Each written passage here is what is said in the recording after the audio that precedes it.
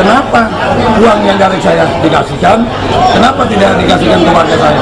Inilah sosok Tumpang Sugian, Kades yang pecat 21 ketua RT. Ia belak-belakan mengaku sudah memberikan uang 500 juta rupiah tapi anaknya malah kalah pileg. Selain memecat 21 ketua RT, Tumpang juga memecat 6 ketua RW. Pemecatan itu buntut sang anak kalah dalam pemilihan legislatif 2024 sebagai anggota DPRD Kabupaten Tangerang. Salah seorang ketua RW, Subroto mengaku, Kades itu meminta ketua RT dan ketua RW yang berada di wilayahnya untuk mendukung anaknya maju pada pemilihan calon legislatif. Tak hanya sebatas dukungan, ketua RT dan RW ini diminta untuk mengajak warga untuk memilih anak Kades Wanakerta pada saat pencoblosan.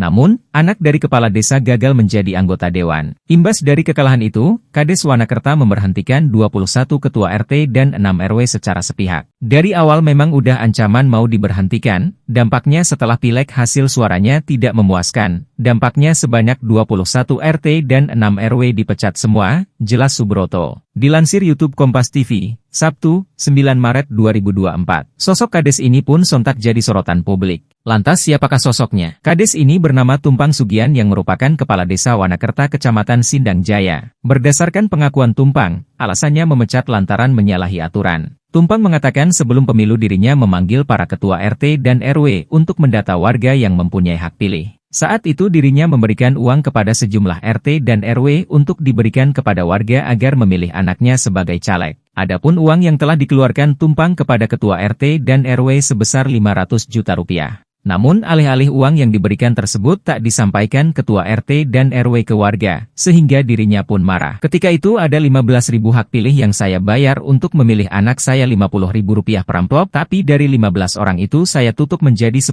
orang berarti 500 juta rupiah. Tapi kenapa uang yang dari saya kasihkan kenapa tidak dikasihkan ke warga saya? Ada beberapa RT yang menyalahi aturan, jelas Tumpang. Kendati begitu, Tumpang akhirnya memecat 12 ketua RT dan 3 ketua RW di desanya. Kalau ketua RT dan RW tidak sepaham dengan kepala desa buat apa? Kalau gak salah yang saya berhentikan RT 12 dan RW-nya 3, pungkasnya.